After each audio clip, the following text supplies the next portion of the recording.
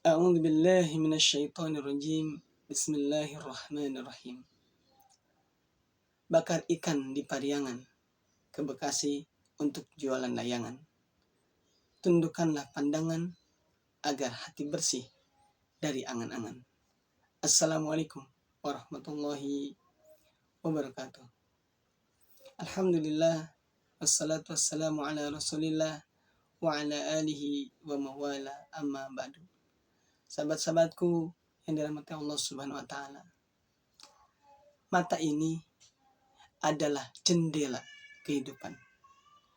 Ketika kita melihat keluar, maka kita mengetahui setiap apa yang ada di luar hati kita. Dan mata ini adalah bagian daripada sesuatu yang bisa membuat hati kita tenang, nyaman, tentram, atau sebaliknya. Dan mata ini juga bisa menjadi alat yang digunakan oleh setan laknatullah alaih untuk bisa mengotori hati kita, atau sebagai bentuk syukur kita kepada Allah Azza wa Jalla. Tergantung dari sisi mana kita melihatnya. Nah, teman-temanku yang dirahmati Allah Subhanahu wa taala, Ibnu Jauzi itu beliau pernah menulis tentang bagaimana manfaat menundukkan pandangan. Kalau beliau ada lebih dari satu ya, untuk kiat-kiat atau efek manfaat daripada menundukkan pandangan, yaitu mata kita. Menundukkan pandangan di sini artinya tidak melihat sesuatu yang dilarang oleh agama. Artinya kalau laki-laki nih melihat lawan jenisnya, perempuan. Kalau perempuan, lawan jenisnya apa? Laki-laki. Nah, kalau bahasa agamanya itu namanya godul basar, menundukkan pandangan. Dimana dengan menundukkan pandangan itu hati menjadi lebih tenang. Karena kadang kalau misalkan hati ini bahasa anak muda jelalatan gitu ya, jelalatan kesana kemari, ia menjadi banyak sekali angan-angan yang hadir tiba-tiba. Makanya ada kaidah dalam bahasa kehidupan ya, bahwa biasanya istri tetangga atau rumput tetangga itu bisa lebih hijau. Kok istri tetangga, rumput tetangga itu kadang lebih hijau. Kenapa? Ya ini karena pandangannya tidak terjaga, tidak ditundukkan, sehingga kadang yang ada di luar diri kita, misalkan keluarga, itu menjadi kayaknya lebih lebih hijau dibanding yang sudah Allah berikan untuk yang berpasangan ya. Ini untuk yang udah punya pasangan, yang udah berkeluarga, kan seperti itu. Makanya ada efeknya apa? Seperti kalau bahasa berita tuh selingkuh, ada namanya disebut ada pelakor dan sebagainya. Nah, ini efek daripada apa? Efek dari pandangan tidak terjaga. Hatinya banyak angan-angan yang kemudian ada aksinya. Yang tadi menjadi betahnya tuh keluar rumah. Bukan cuman kerja ya. Ada juga di berita yang beredar, dia keluar ternyata sebenarnya karena apa? Karena pengen merasakan rumput yang lain. Bahkan kemarin sempat lihat berita bahwa ketika digerebek seorang laki-laki, dia bilang dia tidak punya pengen ada rasa baru, bahasanya begitu. Masya Allah. Ini teman-teman yang dirahmati Allah Subhanahu wa taala, kita perlu berlindung kepada Allah. Karena memang kalau udah begitu tuh setan seneng tuh. Karena diantara yang paling titelnya besar di setan tuh adalah bagaimana memisahkan antara suami dan istri, bercerai. Dan ini adalah tahapannya.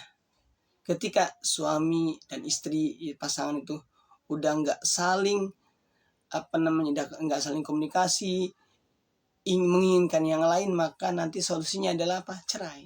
Dan ketika itu terjadi, maka setan mereka bertepuk tangan. Mereka bangga, mereka akan laporkan kepada presidennya. Oh, aku hari ini sudah memisahkan pasangan ini.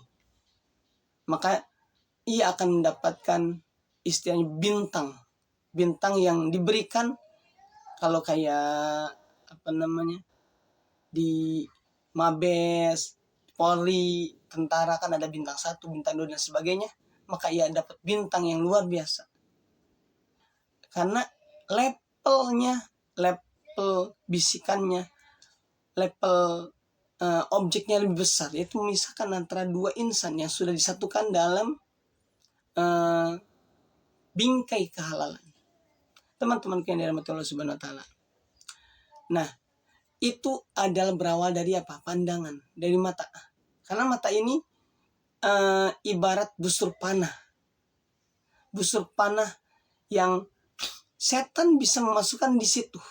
Ketika setan itu akan membusur panahnya ketika mata ini tidak terjaga dari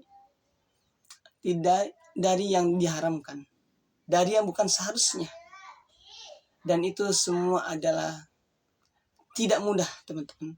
Saya sudah berkeluarga dan memang sebagaimana Rasulullah SAW sampaikan bahwa kalau lagi di luar melihat yang begitu tuh, udah cepet pulang deh.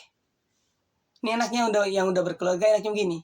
Kata Rasul, kalau di luar melihat yang begitu, ya maksudnya lawan jenis, kemudian ada rasa ingin, ada rasa suka karena dari pandangan ini, maka kata Rasul, pulanglah. Di rumah ada istrimu, itu halal. Istrimu halal, mau diapa-apain juga halal. Justru malah menjadi pahala dibanding dengan yang dilihat di luar. Nah, kalau kata Sayyidina Ali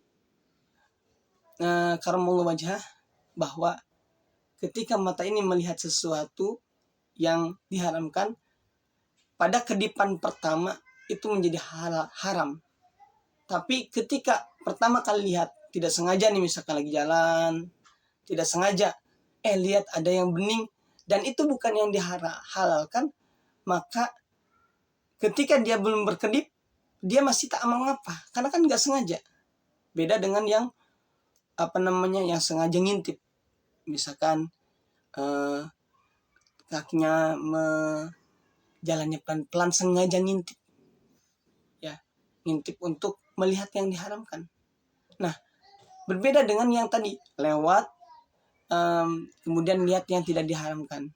Nah, ini pernah terjadi kepada Imam Syafi'i rahimahullah ta'ala, bahwa beliau pernah melihat seperti itu dan beliau akhirnya mengadu kepada gurunya, sehingga ada ibarat pepatah yang kita sering dengar, kata Imam Syafi'i, sakautu ila waqi'in su'ahibti, aku mengadu kepada Waqi' tentang su'ahibdi, kesulitan menghafal. Farsadani ila tarkil ma'asi, kata Imam Syafi'i, maka ditunjukkanlah kepada Imam Syafi'i agar meninggalkan maksiat. Wah baroni bi annal ilman nurun, dan sakau dan Waqi' itu gurunya mengabarkan kepada Imam Syafi'i, wa arsani ila tarkil, untuk meninggalkan maksiat. Wa arsani ila tarkil ma'asi wa akhbaroni bi annal ilman nurun, dan mengabarkan bahwa ilmu itu adalah cahaya. Dan ujungnya wa nurullahi la yudallil asi, dan cahaya Allah itu tidak diberikan kepada orang yang berbuat dosa. Nah, teman-teman yang dirahmati Allah Subhanahu wa taala, berawal dari pandangan. Maka pandangan ini benar-benar harus kita jaga. Dan sekali lagi, nggak mudah. Ketika misalkan tidak sengaja, malah dipelototin. Alasannya apa? Kan belum kedipan pertama masih gak mengapa. Setelah berkedip matanya, yang berikutnya itu yang haram, ada yang seperti itu candaannya. Tapi emang yang begitu. Sayyidina Ali mengatakan ketika yang pertama itu tak mengapa, tapi ketika sudah berkedip itu baru mulai dihitung dosanya. Teman-teman yang dirahmati Allah Subhanahu wa taala, kita berlindung kepada Allah Subhanahu wa taala agar diri kita ini menjadi pribadi yang kuat dalam menghadapi cobaan hidup ini. Itu bagian dari cobaan hidup, di mana mata ini Allah karuniakan untuk apa? Biar kita bisa bersyukur, bisa melihat dunia, bisa baca Quran, bisa mengenali orang tua kita, sahabat kita, anak-anak kita, dan sebagainya. Tapi ketika pandangan ini ditujukan kepada sesuatu yang haram, maka efeknya ada ke dalam hati kita, ke dalam diri kita, yang itu bisa merusak kehidupan kita. Sebagaimana yang ramai dalam pemberitaan ketika seseorang itu menjadi menuruti hawa nafsunya, dan itu berujung dengan perceraian, kemudian pembunuhan, lalu bui dan sebagainya. Itu dari mana? Dari pandangan mata. Baik, teman-teman yang dirahmati Allah Subhanahu wa taala, kita benar-benar harus berlindung kepada Allah Azza wa Jalla, sang pemilik diri kita. Karena kita ini nggak punya kekuatan apa-apa. La haula wala quwwata illa billah. Kalau Allah nggak bantu kita untuk bisa menjaga diri kita dari berbuat maksiat, maka sulitlah kita mendapatkannya. Oleh karenanya, yuk kita berusaha meninggalkan sambil berdoa kepada Allah, dan kita menjadi hamba-hamba yang kelak di akhirat menjadi hamba-hamba yang bahagia. Barakallahu fikum.